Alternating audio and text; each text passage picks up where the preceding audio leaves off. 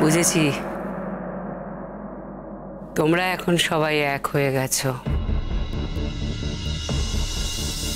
এখন আমি পর হয়ে গেছি আর সবাই আপন তোমার। ঠিক আছে পাপান, পাপান তুমি এই কোম্পানির একজন ডিরেক্টর, তুমি তোমার ভাগ বুঝে নেবে। আর আমিও এই কোম্পানির একজন ডিরেক্টর, আমিও আমার ভাগ বুঝে নেব। তারপর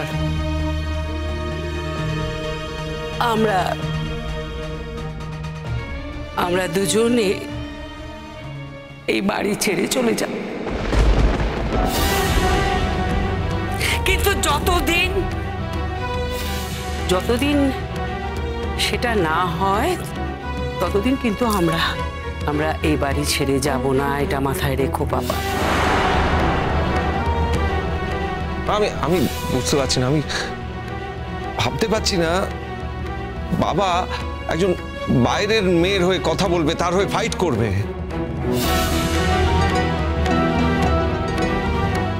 নিজের ছেলের এতটুকু দাম পর্যন্ত দেবে না। আমার মান অপমান গৌণ হয়ে যাবে বাবার কাছে, আমি ভাবতে পারি না। তুমি যে আমাকে কত অপমান করেছো সেটা আগে আমি ভুলি, তারপর তো তোমার মান সম্মানের কথা আমার মনে পড়বে। আমি যে তোমাকে মানুষ করতে পারিনি সেটা সারাক্ষণ আমাকে বিদ্ধ করে, সেটা কি তুমি বোঝো?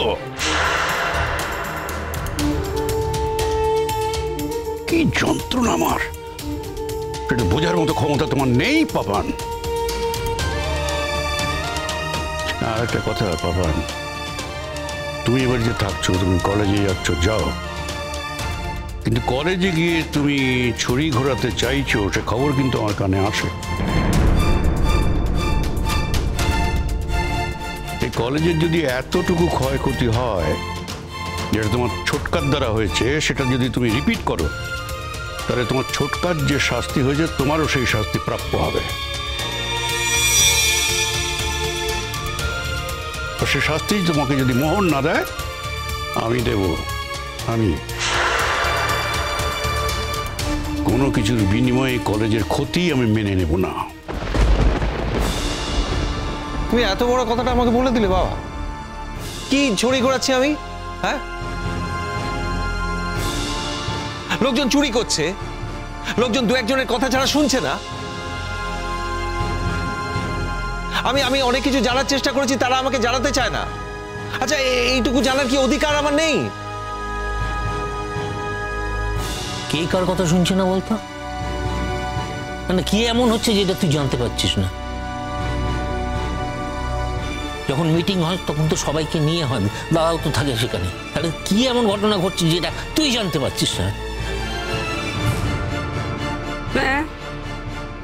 দাদাকে তো সবকিছু বুঝিয়ে দেওয়া যায় খুব সহজেই, ওই গল্পটা আর করো না। কি বলতে চাইছো তুমি? আমরা টাকা চুরি করেছি? জেঠিমণি, তুমি কথাটা এবার উইথড্র করে না, নাহলে আমরা সবাই মিলে একসঙ্গে রেজিগনেশন দেব।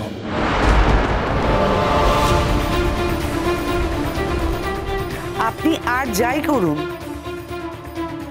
চোর বা চুরি করেছে এই ধরনের অপবাদ শঙ্খ বা আদি কাউকেই করবেন। এই অপবাদ, এই অভিযোগ করার সাহসটাই করবেন না। আমি বোর্ড অফ ডিরেক্টরস কেউ নই, গেস্ট লেকচারার হিসেবে ক্লাস নিয়ে চলে আসি, আমার প্রশ্নই ওঠে না। মুহূর্তে এখনো জয়েনই করেনি।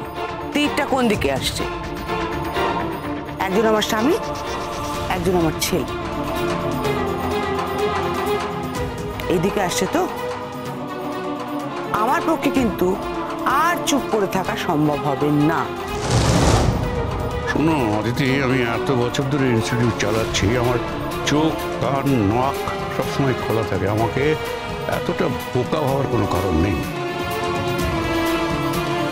যে যা বলবে সেটাই আমি বিশ্বাস করে নিলাম, এমন তো নয়। আরে বাবা, তোমরা তো আমার কথার ভুল ব্যাখ্যা করছো। আমি তো বলিনি যে শঙ্খ চুরি করছে, মেচকা চুরি করছে। আমি কি একবারও সে কথা বলেছি?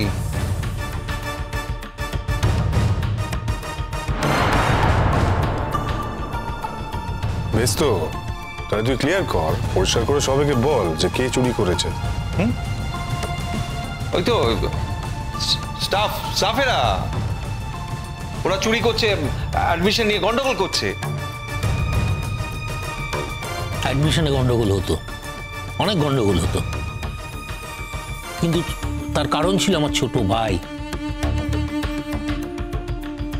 মেন অ্যাডমিশনে গন্ডগোল সেই করতো। সেই যেদিন থেকে গেছে অ্যাডমিশনে কোনো গন্ডগোল নেই, অ্যাডমিশন ইজ ক্লিয়ার। মিস্তা, আপনারা যেরকম ভাবে কাজটা চালিয়ে যাচ্ছেন সেরকম ভাবেই কাজটা চালান, কারণ কলেজের তো অনেক নাম হয়েছে। এই কলেজ থেকে অনেক ছেলেমেয়ের ভবিষ্যৎ তৈরি হচ্ছে। আর কেউ যদি আপনাদের এখান থেকে সরাতে চায়, আপনারা সেটা সরবেন কেন? শঙ্কর কথাই ধরুন না, নিজের এত বড় কেরিয়ার শেষ করে দিয়ে এইখানে পড়ে রয়েছে শুধুমাত্র এই কলেজের জন্য।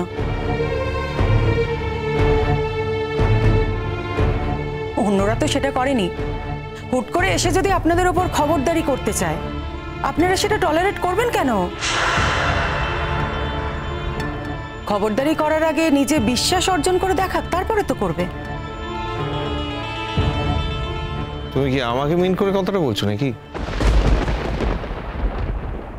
পাপান, তুমি যদি আমার কথাগুলো বুঝতেই পেরে থাকো তাহলে আমাকে প্রশ্ন করছে কেন? আর কথাগুলো তো আমি ভুল বলিনি, তাই না? যতটুকু কথা বললাম সবটা ঠিক কথা বলছি। শোনো বাবা, তুমি যদি আমাকে ডিরেক্টর করেই থাকো তাহলে আমার অধিকার আছে সবকিছু জানার, সবকিছু বুঝে নেওয়ার। আর সেই অধিকার যদি আমি না পাই তাহলে আমার এই পদে থেকে কি লাভ? আমি পদত্যাগ করছি। করতে পারো, আমার কোনো আপত্তি নেই।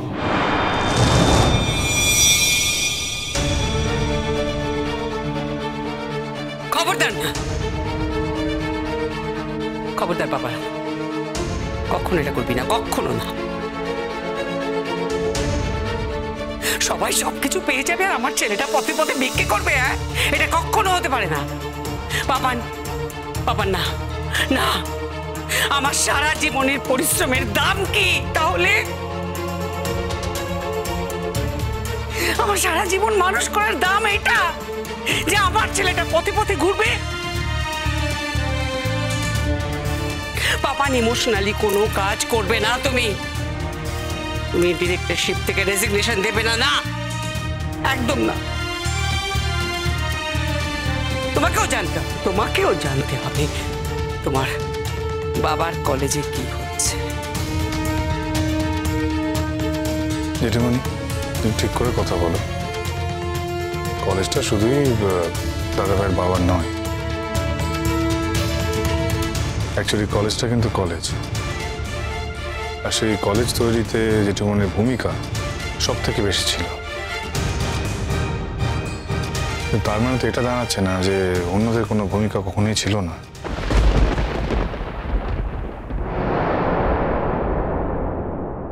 কথাবার্তা ঠিক করে বলো মালবিকা, বয়স হচ্ছে তো। এ ধরনের কথাবার্তা বললে কেউ তোমাকে অ্যাকসেপ্ট করবে না। ছেলেমেয়েরা সবাই বড় হচ্ছে, বলে যেও না। বাবা, আজকে আমি যে কথাগুলো বলছি তোমার তো শুনতে খারাপ লাগছে, কিন্তু আমি যেটা বলছি সেটা সত্যি কথা বলছি। আমি মেচকাকে বলছি না, আমি শঙ্খকে বলছি না। এখানে বাইরের দুজন আছে যাদের জন্যে তোমার স্বপ্নের কলেজ, তোমার নিজের হাতে গড়ে তোলা কলেজ উচ্ছন্নে চলে যাচ্ছে।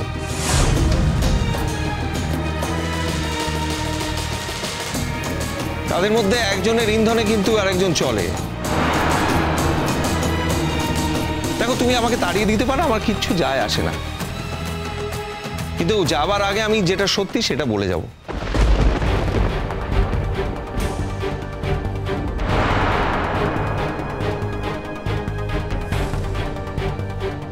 চুপ চুপ চুপ, একদম চুপ করে থাকো। কি বলতে চাইছো?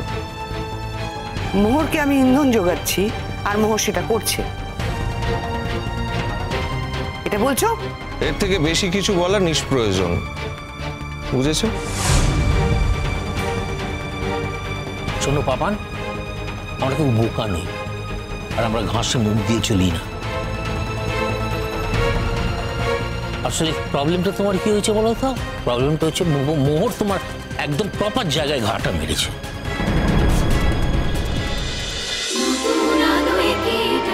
কি